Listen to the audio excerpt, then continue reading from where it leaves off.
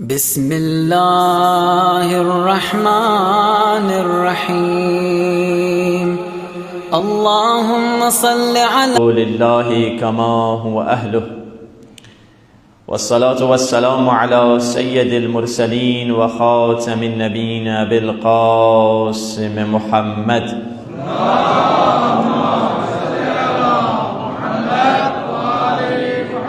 وآله الطيبين الطاهرين المعصومين، واللعنة دائمة على أعدائهم أجمعين من الآن إلى لقاء يوم الدين۔ دعائے سرکار امام زمانہ، دعائے فرج کی تلاوت کرتے ہیں۔ الہی عظم البلاء وبرہ الخفاء وانكشف الغطاء وانقطع الرجاء وضاقت الأرض ومنعت السماء وأنت المستعان وإليك المشتكى وعليك المعول في الشدة والرخاء، اللهم صل على محمد وآل محمد أولي الأمر الذين فرضت علينا طاعتهم وعرفتنا بذلك منزلتهم، ففرج عنا بحقهم فرجا عاجلا قريبا كلمح البصر أو هو أقرب، يا محمد يا علي اكفياني فإنكما كافيان، وانصراني فإنكما ناصران، يا مولانا يا صاحب الزمان الغوث أدركني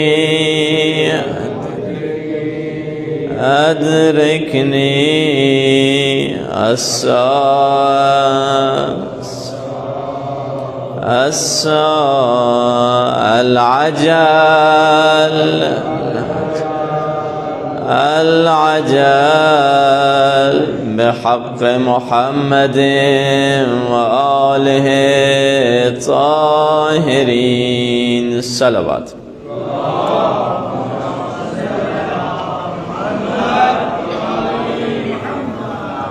أما بعد، فقد قال الله سبحانه وتعالى في كتابه المجيد وفرقانه الحميد وقوله الحق وهو أصدق الصادقين، بسم الله الرحمن الرحيم، بقية الله خير لكم إن كنتم مؤمنين صلوات۔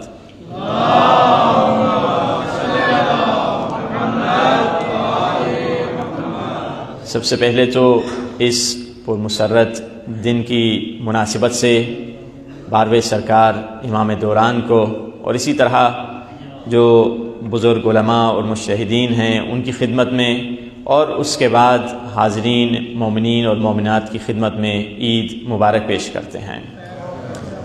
خداوند متعال کا شکر ہے، اللہ نے ہمیں توفیق دی اور یہاں آئیں اور اس خوشی کے دن میں اہل بیت کی خوشی کے ساتھ خوش رہنا اور غم کے ساتھ غم میں رہنا یہ مومن کی نشانی ہے۔ بلکہ کچھ علماء تو یہ کہتے ہیں غم میں مثال کے طور پہ آپ کے گھر میں اگر میت ہو جائے تو بہت سے لوگ آ جاتے ہیں، مگر خوشی کے دن وہ آتے ہیں جو خاص ہوا کرتے ہیں۔ خوشی جب بچہ پیدا ہوتا ہے مبارک ہر ایک دینے نہیں آتا، 200 بندے نہیں آتے، چیدہ لوگ آتے ہیں، 15-20 آتے ہیں جو آپ کے بالکل قریب ہوتے ہیں، مگر غم میں سبھی آ جاتے ہیں۔ تو خوشی میں جو لوگ آتے ہیں وہ زیادہ اہل بیت کے گویا خاص ہیں۔ اور آج جس امام کی ولادت کا دن ہے وہ بے مثال شہنشاہ ہے کہ جس کے نانا نبیوں میں بے مثال ہیں، جن کے بابا ولیوں میں بے مثال ہیں، جن کی اماں خواتین میں بے مثال ہیں، جن کے بھائی بھائیوں میں بے مثال ہیں، جن کی بہن بہنوں میں بے مثال ہیں، جن کے بیٹے بیٹوں میں بے مثال ہیں، جن کے بھتیجے بھتیجوں میں بے مثال ہیں، جن کے بھانجے بھانجوں میں بے مثال ہیں، جس کے دوست دوستی میں بے مثال ہیں، جس کے دشمن دشمنی میں بے مثال ہیں، جس کی نماز نمازوں میں بے مثال ہے، جس کی سخاوت سخاوت میں بے مثال ہے، جس کے دسترخوان دسترخوانوں میں بے مثال ہیں۔ جہاں اتنی بے مثالیاں جمع ہو جائیں کہنا پڑتا ہے بے مثال خدا کے بے مثال بندے کو حسن ابن علی کہتے ہیں۔ وہ اللہم صلی علی محمد، یہ اتنی بے مثالیاں جمع ہیں۔ لوگ ہم پہ اعتراض کرتے ہیں تم عید کیوں مناتے ہو؟ ارے عید کیوں مناتے ہو بھائی؟ قرآن سے پوچھ لو۔ لوگ حضرت عیسیٰ کے پاس آئے، کہنے لگے اے نبی خدا، خدا سے کیوں نہیں کہتا ایک آسمانی تتر کوئی بٹیر کوئی غذا نازل کر دے تاکہ ہم خوش ہو جائیں اور ہم اس سے ہمارا ایمان میں اضافہ ہو جائے۔ جب لوگوں نے یہ کہا تو حضرت عیسیٰ نے ان کی بات مان لی۔ حضرت عیسیٰ نے خدا کی بارگاہ میں دعا کی، کیا کہا؟ اللہم ربنا انزل علینا مائدۃ من السماء، اے خدا ہمارے لیے آسمان سے ایک غذا نازل کرا، آسمان سے ایک کھانے والی چیز نازل کرا، آسمانی غذا نازل کر، تکون لنا عیدا لاولنا وآخرنا۔ جب وہ آسمانی غذا آئے گی تو وہ دن ہمارے لیے بھی عید ہوگا، ہم سے پہلے والوں کے لیے بھی عید ہوگا، ہم سے بعد والوں کے لیے بھی عید ہوگا۔ اگر آسمانی غذا آ جائے تو عید کا دن ہے، اگر آسمان میں رہنے والے حسن ابن علی آ جائیں تو وہ عید کا دن کیوں نہیں ہوگا؟ سب سے بڑی عید یہی ہے کہ ان ہستیوں کا وجود اس دنیا میں آیا ہے، انسان کی ہدایت کے لیے یہ ہستیاں آئی ہیں۔ یہ وہ کون امام ہیں؟ ذرا اس امام کی فضیلت دیکھیے۔ یہ وہ فضیلت جو نہ نبی کو ملی، نہ وہ علی کو ملی، نہ بی بی سیدہ کو ملی۔ یہ کون سی فضیلت ہے جو امام حسن مجتبیٰ کو ملی ہے؟ تاریخ آدم و عالم کا پہلا امام، تاریخ آدم و عالم کی پہلی وہ شخصیت جس کے نانا بھی معصوم، جس کے بابا بھی معصوم، جس کی اماں بھی معصوم، جس کے بھائی بھی معصوم۔ امام حسن کے بعد ہاں یہ چیز امام حسین کو ملی ہے بعد میں، مگر پہلے یہ رتبہ صرف امام حسن کو ملا ہے۔ یہ بالکل ساری خواص، یہ ساری اسپیشل چیزیں امام حسین کو بعد میں ملی ہیں، مگر پہلے امام حسن مجتبیٰ کو یہ چیز ملی ہے۔ یہ فضیلت، یہ منزلت امام حسن مجتبیٰ کو ملی۔ وہ امام جو رسول کے کاندھے پر بیٹھا ہے، وہ امام جو رسول کے سینے پر سویا ہے، وہ امام جو رسول کی گود کا پالا ہے، وہ امام جس کو نبی نے پرورش کی ہے۔ تبھی تو شاعر نے کیا خوبصورت کہا، علی ولی کے پسینے سے پھول بنتے ہیں، علی ولی کے پسینے سے پھول بنتے ہیں، علی ولی کے پسینے سے پھول بنتے ہیں، انہی کے نقش قدم ہی سے تو اصول بنتے ہیں، علی ولی کے پسینے سے پھول بنتے ہیں، انہی کے نقش قدم سے اصول بنتے ہیں۔ تم ان ہستیوں کی باپ دادا کی منزلت نہ پوچھ جن بچوں کی سواری رسول بنتے ہیں۔ یہ وہ ہستیاں تھیں۔ عید کا جب دن آیا ایک مرتبہ کہا نانا سب کے پاس سواریاں ہیں، بچے اونٹوں پر بیٹھے ہوئے ہیں، کہا تم میرے کاندھے پر کیوں نہیں بیٹھ جاتے؟ جب ایک مرتبہ کاندھے پر بٹھایا اور کاندھے پر جب بیٹھے کہا یا رسول اللہ نانا دوسرے اونٹ والے بچوں کی رسیاں ہیں، کہا میری زلفیں کیوں نہیں پکڑ لیتے ہو؟ ایک مرتبہ کوئی گزر رہا تھا، کس نے دیکھا آہا کتنی اچھی سواری ملی ہے حسن اور حسین کو، رسول نے کہا یہ نہ دیکھو سواری کتنی اچھی ہے، ذرا یہ بھی تو دیکھو سوار کتنے اچھے ہیں۔ تو عجیب ہے سوال، انسان اگر سوچے آپ کا بچہ آپ سے مثال کے طور پہ کہے بابا مجھے گاڑی چاہیے، آپ اس کو گاڑی کے بجائے کاندھے پر بٹھا دیں، آج کا بچہ مانے گا؟ نہیں، یہ کیسی گاڑی ہے، مجھے وہ والی گاڑی چاہیے، مجھے کہاں کاندھے پر بٹھا کے میرا دل بہلا رہے ہو۔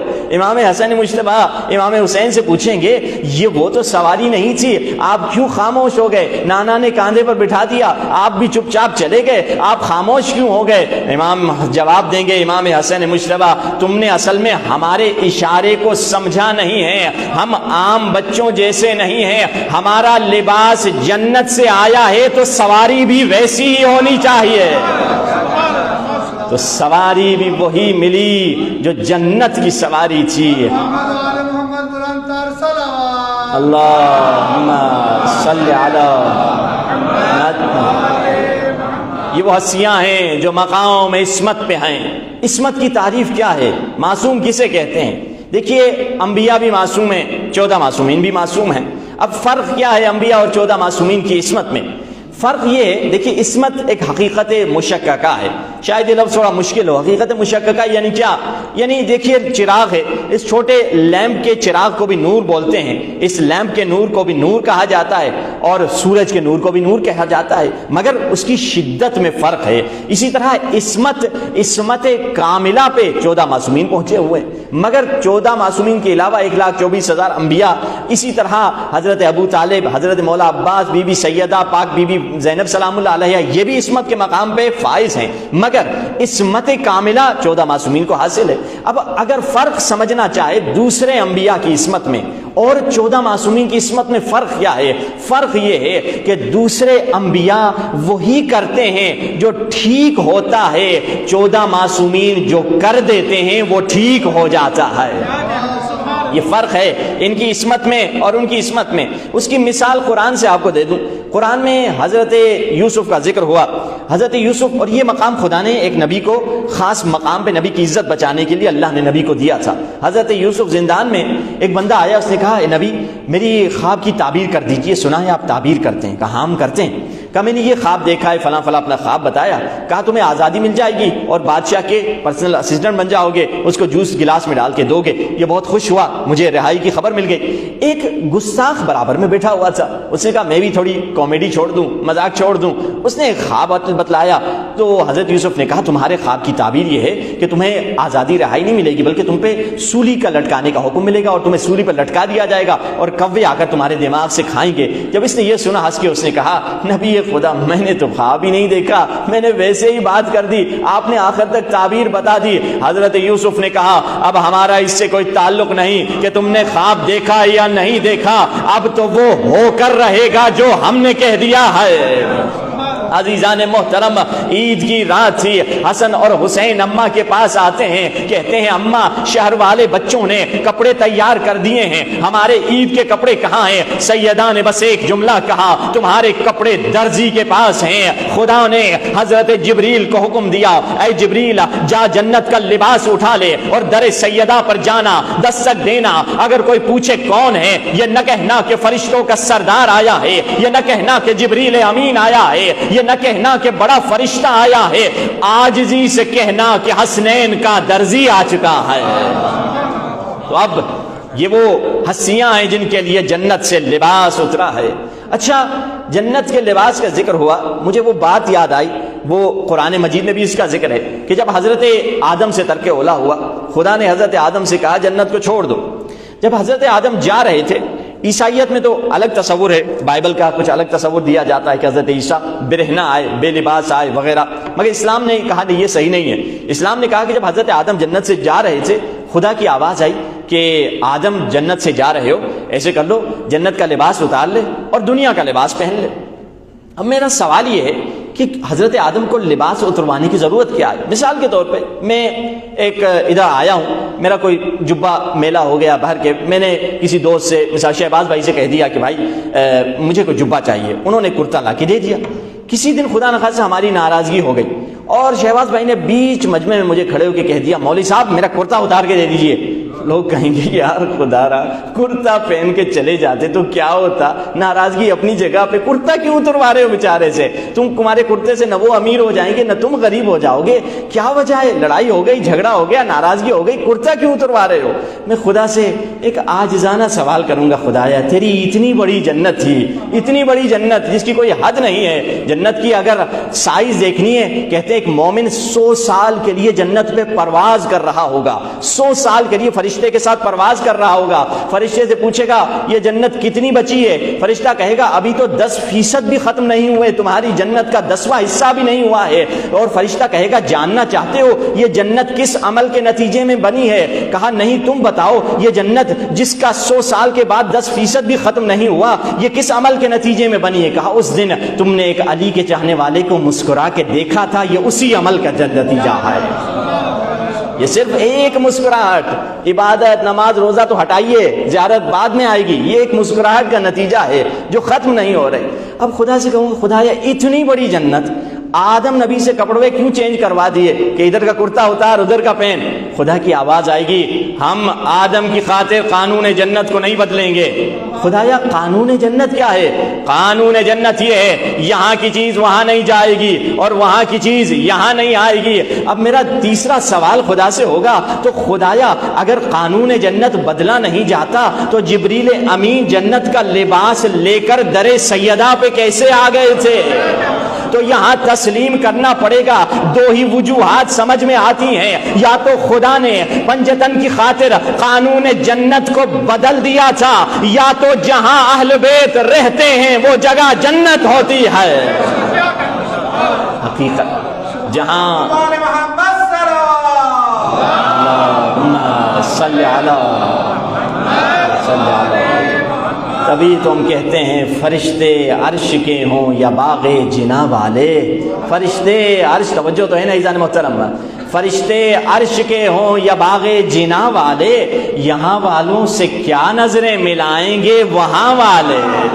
فرشتے عرش کے ہوں یا باغ جنا والے، یہاں والوں سے کیا نظریں ملائیں گے وہاں والے؟ فرشتوں کو اکثر در سیدہ سے ملی روٹیاں زمین والوں کے ٹکڑوں پر پلے ہیں آسماں والے۔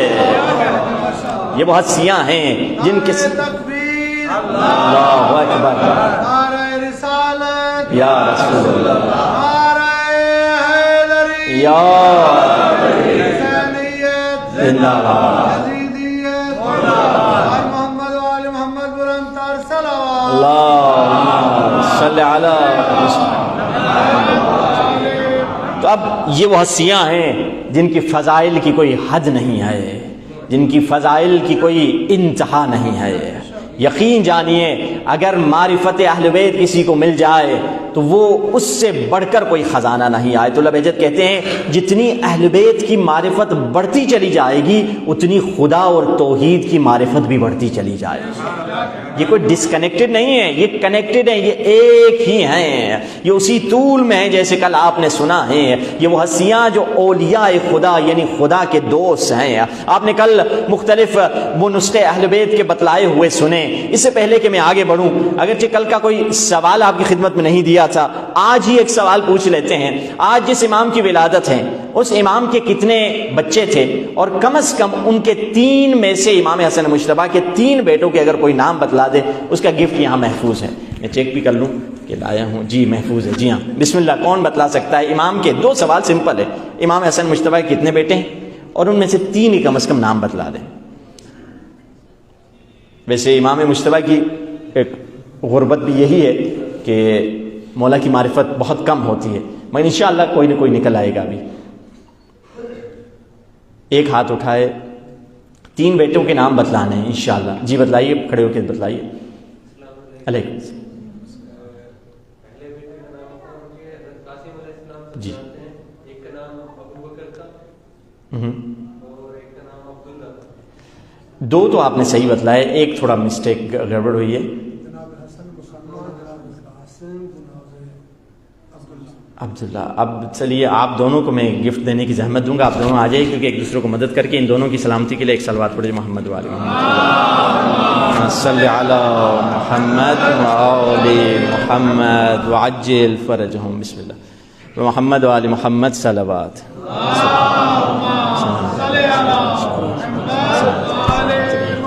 حضرت عبداللہ ہیں، حضرت حسن مثنیٰ ہیں، اور حضرت قاسم ہیں. حضرت قاسم اور حضرت عبداللہ کی شہادت کا ذکر اکثر آپ سنتے ہوں گے، جو کربلا میں تھی. حضرت حسن مثنیٰ کو بھی کسی معجزے کے تحت اللہ نے بچایا، جن سے آگے مولا کی نسل چلی ہے. حضرت زید بھی ہیں، اور حسن ایک دوسرے حسن ہیں جن کا اور ٹائٹل ہے اس طرح. اور اس طرح 6 بیٹے ہیں امام حسن مجتبیٰ کے، اور 6 فرزند بیٹے ہیں، اور ان میں سے تقریباً 3 کا ذکر ہمیں کربلا میں ملتا ہے. امام حسن مجتبیٰ کی خوشنودی کے لیے بلند تر صلوات پڑھیے محمد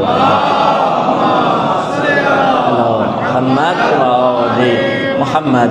مولا کا آج ایک نسخہ جو امیر المومنین نے اپنے بیٹے امام حسن کو دیا ہے، وہ آپ کی خدمت میں آج ہدیہ کر دیتے ہیں. دیکھیے اہل بیت کا اب یہ جو نسخہ میں بتلانے والا ہوں، یہ نسخہ ظاہر میں سمپل لگ رہا ہے، مگر بڑے بڑے P H D doctor professors نے جب یہ نسخہ سنا، انہوں نے کہا دکھنے میں تو آسان ہے، مگر اتنا گہرا نسخہ بتانا عام انسان کے لیے ممکن نہیں ہے. وہ کیا نسخہ؟ آپ کی اور ہماری صحت کے لیے مولا نے بتلایا ہے. بیٹا حسن، اگر چاہتے ہو زندگی میں کبھی ڈاکٹر کو نہ دیکھو، کبھی طبیب کو نہ دیکھو، کبھی بیمار نہ ہو، یہ نہیں کہ ڈاکٹر کو نہ دیکھو، کوئی شاید ہو سکتا ہے پبلک میں کوئی ڈاکٹر بھی بیٹھا ہوا ہو، نہیں، ان کی شکل مبارک ہے، یعنی کہ اس کی شکل ہی نہ دیکھو، نہیں، ڈاکٹر نہ دیکھنے کا مطلب یہ ہے کہ بیمار نہ ہو. ڈاکٹر آئیں، بالکل ان سے ملیں.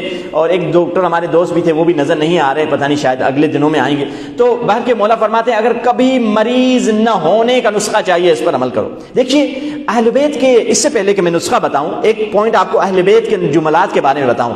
اہل بیت کے جملے ایسے ہوتے ہیں جو بہت چھوٹے ہوتے ہیں، مگر عجیب لوگ کہہ سکتے ہیں کہ مولا کی تقریریں اتنی چھوٹی کیوں تھے. مولا کے خطبے اٹھا دیں، 10-15 منٹ کے خطبے ہوتے تھے. خطبے یعنی کیا؟ عربی میں تقریر کو خطبہ کہا جاتا ہے. ہمارے علماء رسم ہے کہ 1 گھنٹہ 40 منٹ مجلس پڑھتے ہیں، مگر امیر المومنین جو باب مدینۃ العلم تھے، وہ 15 منٹ کی تقریر کر کے، 10 منٹ کی تقریر کر کے مولا اتر جاتے تھے. وجہ کیا ہے؟ اس کا جواب خود نہج البلاغہ میں ہے. اذا تم العقل قل الکلام، جب انسان کی عقل مکمل ہو جاتی ہے تو لفظوں کی سائز تو کم ہو جاتی ہے، گہرائی بڑھتی چلی جاتی ہے. پھر مولا کا ایک جملہ، من عرف نفسہ فقد عرف ربہ، جس نے خود کو پہچان لیا اس نے دراصل خدا کو پہچان لیا. 1000 سال ہو گئے، علماء اس پہ لکھتے چلے جا رہے ہیں، مگر وہ علم ختم نہیں ہو رہا. جو سمندر، مولا نے ایک دریا، پورا سمندر کوزے میں بند کر دیا ہے. اہل بیت کی جملوں کی یہ خاصیت ہے، مولا کے جملوں کو لائٹ نہ لیا کر. افسوس کہ ہم بچپنے سے کیونکہ اہل بیت کے جملے سنتے ہیں، مگر کوئی غیر مسلم جب آ کے دیکھتا ہے، ارے یہ آپ کے مولا نے کہا عجیب ہے. 14 صدی بعد یہ تحقیق، ہماری تحقیق اس جملے پر پہنچی ہے. ایک سائیکائٹرسٹ ملے تھے بچوں کے بارے میں، تو وہ کہتے ہیں کہ ہم لوگ تجربات کرتے ہیں، تجربے کبھی صحیح نکلتے ہیں، کبھی غلط نکلتے ہیں، کبھی ابھی صحیح نکلے، کچھ سالوں کے بعد پھر غلط نکلتے ہیں، مگر جو آپ علماء منبر سے بتاتے ہیں وہ پتھر پہ لکیر ہے. جب تک یہ دنیا رہے گی یہ لفظ اہل بیت صحیح رہے گا، اس میں کوئی شک کی گنجائش نہیں ہے. اب مولا کا جملہ آپ کی صحت کے لیے کیا بتلا رہے ہیں؟ بیٹا حسن، اگر چاہتے ہو کبھی بیمار نہ ہو، اس نسخے پر عمل کر لو، ڈاکٹر کے آنے کی ضرورت نہیں ہے. کیا؟ سب سے پہلی چیز بیٹا حسن، جب تک بھوک نہ لگے تب تک کھانا نہ کھانا.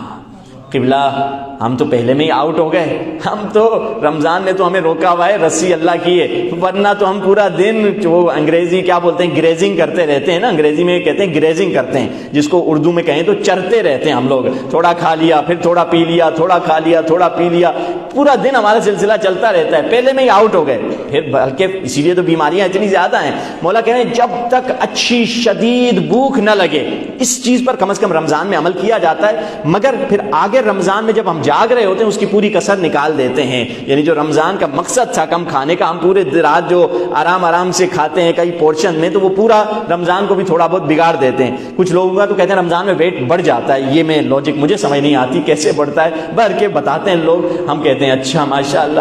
تو بھر کے تو مولا نے فرمایا سب سے پہلی چیز، جب تک بھوک نہ لگے تب تک کھانا نہ کھانا.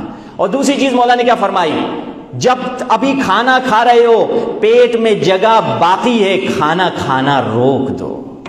پہلی چیز بھوک نہ لگے کھانا نہ کھانا، اس کو آسان کہیں جب تک بھوک نہ لگے کھانا نہ کھانا۔ دوسری چیز پیٹ بھر کے کبھی کھانا نہ کھانا۔ کہا قبلہ یہ کیسی بات کر رہے ہیں؟ ہم تو کہیں افطار پہ جاتے ہیں، لوگ کہتے ہیں پیٹ بھر کر کھاؤ، ہم ایک دم ٹھڈی تک پیٹ بھر کے کھاتے ہیں، اور بھی کہتے ہیں جگہ ہوتی ہے تو ڈالنے کی کوشش کرتے ہیں، پیٹ بھرا ہوا ہوتا ہے، کوئی میٹھا آ گیا، ارے یار چلو چکھ لیتے ہیں، کوئی نہیں چکھ لیتے، چکھنے کے چک کرتے پوری زندگی ہماری چکھنے میں نکل جاتی ہے۔ مولا فرماتے ہیں اگر بھوک لگے تب کھاؤ، ابھی پیٹ میں جگہ ہے تو رک جاؤ، یعنی چند نوالے کم کھاؤ، تمہاری صحت بنے گی، تمہارے لیے تمہاری ہیلتھ رہے گی اگر کم کھاؤ گے۔ یہ دوسری چیز۔ اور پھر تیسری چیز فرمایا، اب دیکھیں عجیب ہے، تینوں چیزیں مولا نے پیٹ کے بارے میں کہی ہے، کیونکہ دوسری حدیث کیا فرماتی ہے؟ مولا فرماتے ہیں کہ تمام بیماریوں کی جڑ تمہارا معدہ ہے۔ یہ نہیں کہا کڈنی ہے، یہ نہیں کہا ہارٹ ہے، یہ نہیں کہا کہ تمہارا لیور ہے۔ مسئلہ یہ کڈنی ہارٹ لیور کو انرجی کہاں سے جاتی ہے؟ فیول کہاں سے جاتا ہے؟ فیول معدے سے جاتا ہے۔ اگر فیول زیادہ دے دیں، غلط دے دیں، آپ کی گاڑی میں اگر غلط فیول ڈالیں گے گاڑی نہیں چلے گی، ہم غلط فیول ڈال رہے ہیں۔ مولا فرما رہے ہیں جب تک بھوک نہ لگے تب تک نہ کھانا، پیٹ ابھی نہیں بھرا ہوا تو کھانا روک دو۔ اور تیسری چیز کیا فرمایا؟ مولا نے فرمایا جب بھی کھانا کھاؤ اچھی طرح چبا کے کھانا۔ ہم تو نگل رہے ہوتے ہیں، ہم سمجھتے ہیں کہیں دعوت پہ گئے زیادہ بوٹیاں ڈالیں گے، شادی پہ گئے گفٹ لے کر تو اچھا خاصا کھانا کھا لیں، انہوں نے ہم سے خرچہ کرایا، ان کو بھی مزید نقصان دیں تاکہ زیادہ ہم کھانا کھا لیں، زیادہ بریانی کھائیں، زیادہ بوٹیاں ان سے لیں، کیونکہ اتنا خاصا گفٹ ہم نے ان کو دیا ہے، ان کا بھی تو واپس لے لیں۔ یعنی اس کو نقصان کرتے کرتے اپنے آپ کو نقصان کر رہے ہیں، اپنے صحت کو نقصان کر رہے ہیں۔ ہم سمجھتے ہیں جلدی جلدی سے نکلوں، جلدی جلدی سے کھاؤں۔ بھائی سکون سے کھاؤ، کھانا وہی ہے، رزق وہی ہے۔ آدھا گھنٹہ کم از کم لگائیں کھانے پہ، کوئی مسئلہ نہیں ہے۔ آدھا گھنٹہ کھانے کا مقصد یہ ہے کہ آرام آرام سے کھائیں، اور جب آپ دسترخوان پہ بیٹھیں آپ کی زندگی خدا کاؤنٹ نہیں کرتا ہے کہ میرا بندہ رزق کھا رہا ہے۔ تو تین چیزیں مولا نے فرمائی، جب تک بھوک نہ لگے تب تک کھانا نہ کھانا، ابھی پیٹ میں جگہ ہے کھانا کھانا روک دینا، اور تیسری چیز اچھی طرح چبا کے کھانا، اور آخری چیز جو تھوڑی آسان ہے اکثر لوگ کرتے ہیں، جب سونے کے لیے جاؤ ضرور واش روم یوز کر دینا، سونے سے پہلے اپنے معدے اپنی کڈنی کو خالی کر دو تاکہ وہ کوئی بھی مشکلات تمہاری زندگی میں نہ آئے۔ ان چار چیزوں پر انسان عمل کرے گا انشاءاللہ اہل بیت کے صدقے میں دنیا میں صحت کی زندگی گزارے گا۔ پر محمد و آل محمد صلوات محمد۔ یہ ایک نسخہ امام حسن مشربہ کا۔ اب آگے بڑھیں، امام کی سیرت کی طرف چلیں۔ ایک نسخے کے بعد مولا کی سیرت کیا ہے؟ مولا اعتکاف میں بیٹھے ہیں۔ اب دیکھیے یہ وہ زمانہ ہے، عجیب پردرد بھری کہانی ہے، فلسطین میں کیسے ہمارے مسلمان بھائی کیسے ٹکڑے ٹکڑے ہو رہے ہیں، بچیوں کی گلوں میں گولیاں لگ رہی ہیں، بچے بلڈنگ گر کر دفن ہو جا رہے ہیں، کیا حالت ہے۔ کل ہی کی نیوز الجزیرہ کی آئی ہوئی تھی، انسان کا دماغ پھٹنے لگتا ہے، اپنے آپ سے نفرت ہونے لگتی ہے کہ میں کیا کر رہا ہوں اس دنیا میں کون سے زمانے میں پیدا ہوا ہوں۔ کل ہی کی رپورٹ تھی الجزیرہ کی کہ کتنے ایک الجزیرہ نے بھی رپورٹ دی، بعد میں دوسروں نے بھی رپورٹ دی ہے کہ بتلا رہا تھا ایک بندہ کہ اسی کے سامنے اس کے ناموس کا ریپ کیا جا رہا تھا، مردوں کے ہاتھوں کو باندھ لیا تھا اور مردوں کے سامنے عورتوں کا ریپ کیا جا رہا ہے، اور مردوں کو کہا جا رہا ہے آنکھیں بند کرو گے تو تمہیں گولی ماریں گے، یعنی تمہیں دیکھنا بھی۔ یہ اس طرح کی رپورٹ آئی ہے، یہاں تک یونائٹڈ نیشن نے بھی کہا تھا، ہم تک رپورٹ پہنچی ہے کہ فلسطین میں کچھ خواتین کی عزت دری کی گئی ہے، عصمت دری کی گئی ہے۔ اس دور میں رہ رہے ہیں، اپنے مسلمان بھائی کی مدد کرنا ہر مسلمان پر فرض ہے۔ اب دیکھیے مولا کیا بتلا رہے ہیں۔ مولا اعتکاف میں بیٹھے ہیں، ایک شخص آیا مولا کے پاس کہ مولا میرے پیچھے ایک میرا مقروض ہے، میں کسی کا مقروض ہوں، کوئی میرا قرض دار ہے، میرے سے پیسے لینے آیا ہے، میرے پاس پیسے نہیں، اب مجھے وہ قاضی کے پاس لے جائے گا، مجھے جیل میں ڈلوانے چاہ رہا ہے، آپ میری مدد کیجئے۔ مولا نے کہا میرے پاس پیسے نہیں ہیں تمہاری مدد کرنے کے لیے جو تم رقم مانگ رہے ہو۔ کہا مولا گھر میں؟ کہا گھر میں بھی۔ مولا نے کہا میرے پاس اتنی رقم نہیں ہے۔ تو کہا مولا آپ کی عزت ہے، آپ کم از کم آئیں اس سے بات کریں گے تو وہ کم از کم ڈیلے کر دے گا، بعد میں مجھ سے پیسے لے گا۔ مولا نے امامہ سر پہ رکھا، ابا کاندھے پر رکھی، نکلنا چاہتے تھے، برابر میں جو مولا کے بیٹھا ہوا تھا کہا یبن رسول اللہ کیا بھول گئے آپ اعتکاف میں بیٹھے ہوئے ہیں، اعتکاف سے نکلنا حرام ہے، اس کا کفارہ ہوتا ہے۔ مولا نے فرمایا میں اپنی دنیاوی کام کے لیے نہیں نکل رہا، مومن کی مدد کے لیے نکل رہا ہوں۔ اب جملہ سنیے، انسان کا دماغ پھٹ جاتا ہے، انسان حیران ہو جاتا ہے۔ عجیب حدیث مولا نے بتلائی ہے، تب پتہ چلتا ہے انسانیت کی خدمت کس نے سکھائی ہے، تب پتہ چلتا ہے کہ انسانیت کی مدد کرنا ہمیں اہل بیت نے سکھلایا. مولا نے فرمایا اگر کسی ایک مومن کی مدد کے لیے تم نے کوشش کی، یہ نہیں کہا رزلٹ نکلا، یہ نہیں کہا کہ نتیجہ نکلا، بس کوشش کی پوری دل سے، اگر تم نے کوشش کی خدا تم کو 9000 سال عبادت کا اجر عطا کرے گا، وہ بھی ایسے 9000 سال جس میں دنوں میں تم نے روزے رکھے ہیں، راتوں میں عبادت کی ہے. 9000 سال سمجھتے ہیں؟ ابھی شب قدر آنے والی ہے، شب قدر کے لیے پورا سال ہم تیاری کرتے ہیں کیونکہ ہماری تقدیر لکھے گی. کتنی فضیلت ہے شب قدر کی، خیر من الف شہر، الف عام نہیں کہا، الف شہر، 1000 مہینے سے بہتر، یعنی 80 سال سے بہتر ہے شب قدر. اگر آپ عبادت کریں 80 سال سے شب قدر بہتر ہے. مگر ایک مومن کی مدد کی، آپ نے کوشش کی، مدد ہو یا نہ ہو آپ نے کوشش کی، خدا آپ کو 9000 سال کی عبادت کا اجر عطا کرے گا. اب بتائیے کہ ہم پر فرض نہیں ہے کہ وہ جو بھی مشکلات میں پاکستان میں، ہندوستان میں، کہیں بھی فلسطین میں لوگ مشکلات کے مبتلا ہیں، کیا ہمیں فرض نہیں کہ ہم کسی ذریعے سے ان کی مدد کریں؟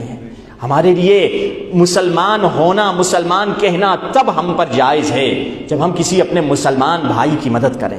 یہ وہ حقوق الناس، خدمت خلق جو مولا نے ہمیں سکھلائی ہے. اور اس کے مقابل میں اگر ہم خدمت خلق نہیں کرتے اس کا گناہ بہت شدید ہے، اس کا گناہ بہت سخت ہے.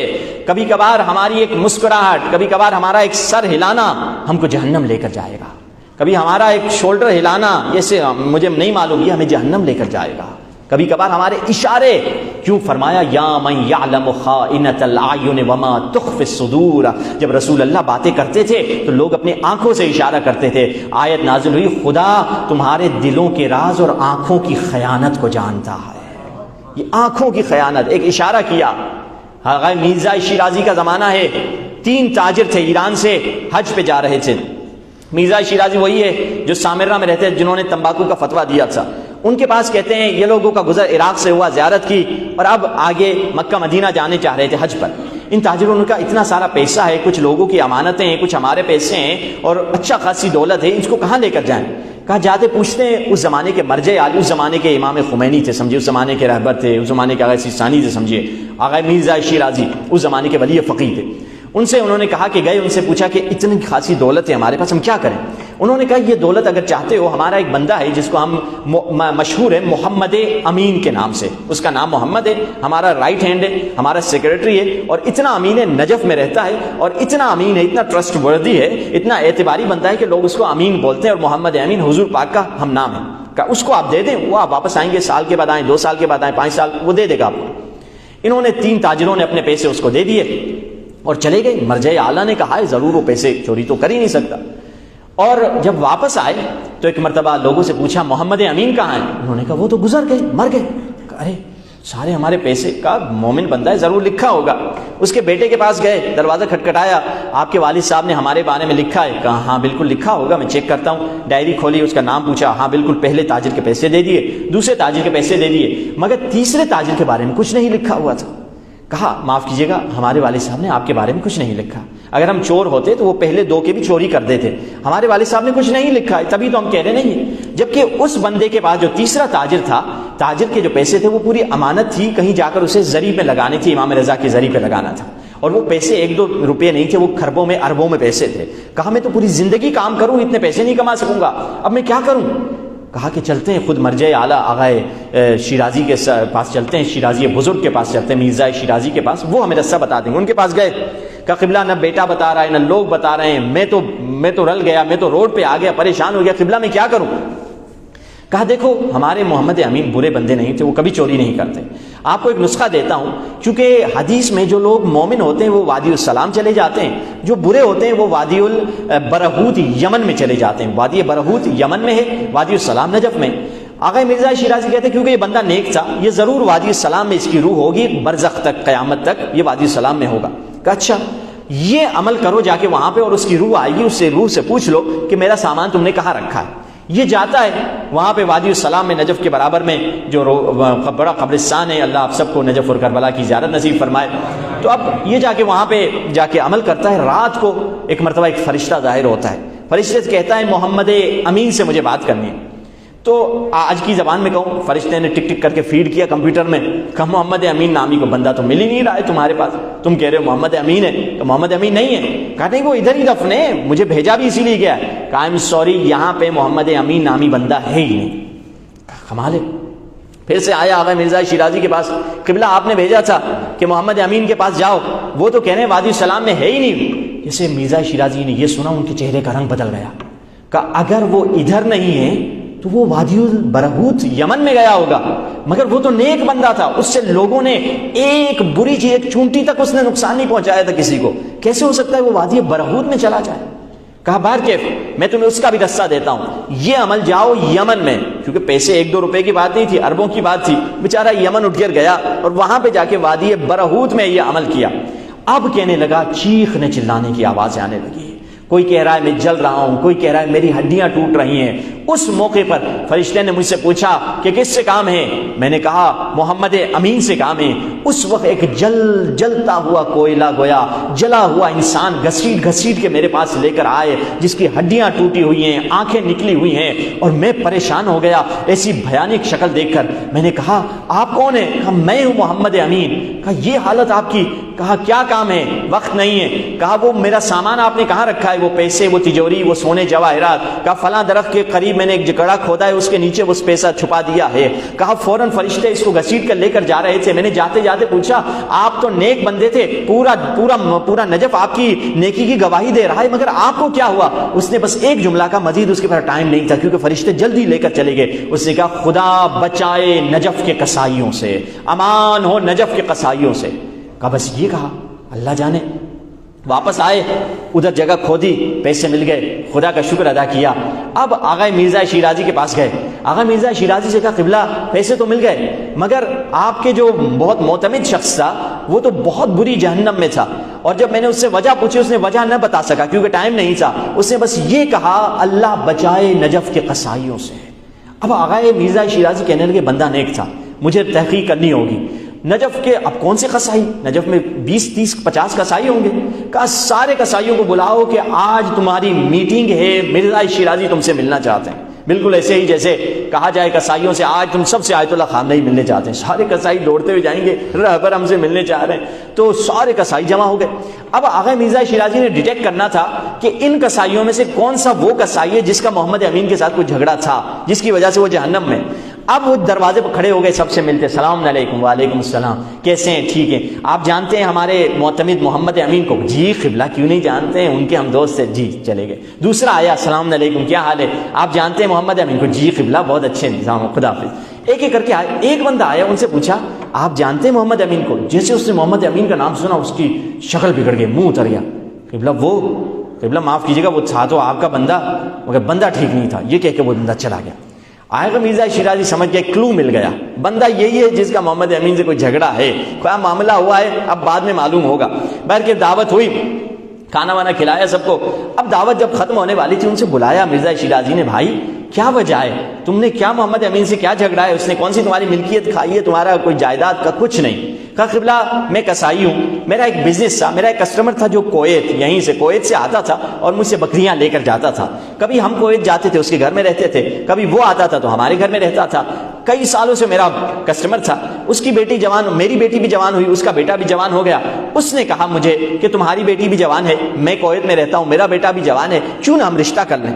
میں نے کہا ٹھیک ہے رشتہ کر لیتے، مگر مجھے ٹائم دو، تحقیق کروں، اپنی بیوی سے مشورہ کروں، رشتہ داروں سے پوچھوں، تمہارے بیٹے کے بارے میں بھی تحقیق کروں۔ کہا بے شک کر لو۔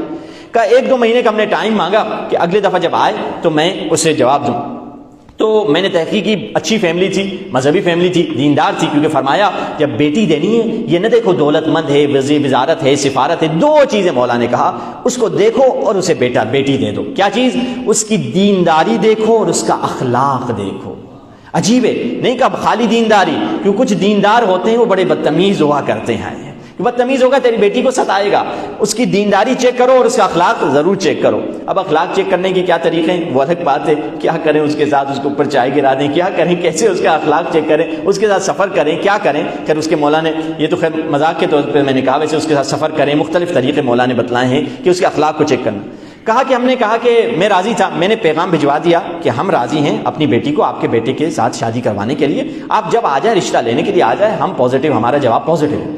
کہا کہ جب میں نے یہ میسیج دیا وہ 1 سال گزرا، 6 مہینے گزرے، 2 سال ہو گئے، اس نے کچھ رسپانس ہی نہیں دیا۔ میں حیران کیا معاملہ ہے کہ تم نے رسپانس نہیں دیا۔ 1-2 سال کے بعد ملاقات ہوئی، کہا بھائی تم ہی نے رشتہ مانگا تھا، ہم نے یس کہا اور تم نے ریجیکٹ کر دیا رشتے کو، کیا وجہ تھی؟